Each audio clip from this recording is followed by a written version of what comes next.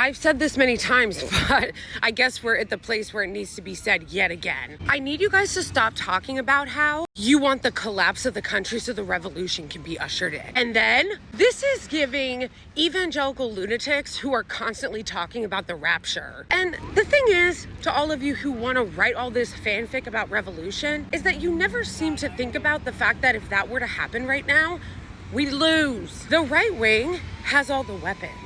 The right wing are organized as fuck. Do you see a left-wing version of Project 2025? Fucking 900-page manifesto bullet pointed on how to implement fascism? No.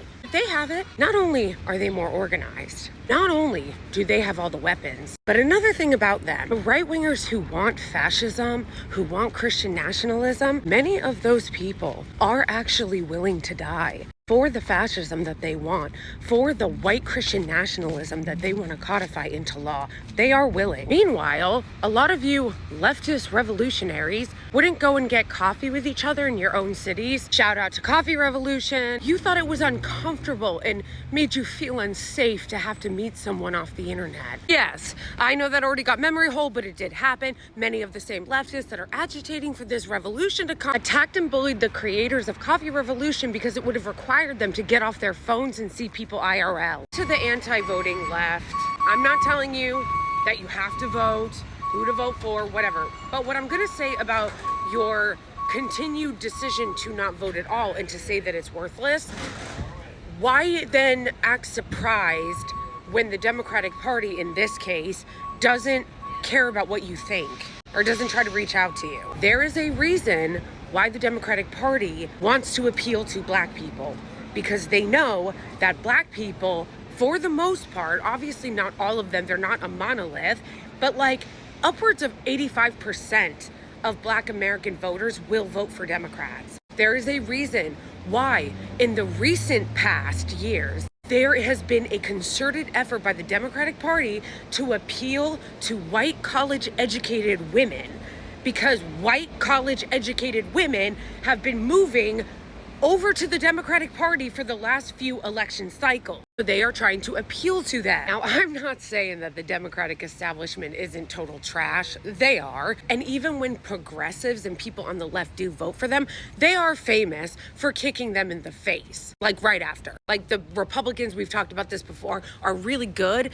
about appealing to their base. When like anyone on the left or that's progressive votes for Democrats, they're like, thanks for your vote, oftentimes fuck you. But not all of that is just because they hate the left. I mean, they do.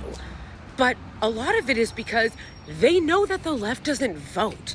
So they don't give a shit to try to appeal to the left when they know the left aren't gonna show up. It's the same fucking reason why in the presidential race, candidates go to states like Michigan and Pennsylvania and Wisconsin and not New York and California or Texas, because they don't need to. I'm not judging anyone, because I was a non-voter for years, which by the way is the biggest demographic of people in the country, non-voters. I didn't vote until the 2016 election. Now, you are not gonna catch me not voting. I vote in every single fucking election, local and national. And not because I think that they're gonna save us from anything, no, because it is the bare minimum. And like I said, I'm not judging because I used to be a non-voter, but you're not like sticking it to them by refusing to vote. All you're doing by choosing not to vote is telling them that they don't need to try to earn anything from you, because you've already told them, I'm not gonna vote anyway, so why would they bother? What is that quote from that one right-wing racist guy in the 80s that said that the goal of the right wing was for less people to vote? Hold on. Many of our Christians have what I call the goo-goo syndrome. Good government. They want everybody to vote. I don't want everybody to vote.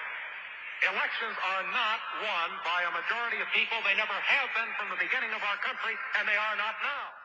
As a matter of fact, our leverage in the elections, quite candidly, goes up as the voting populace goes down.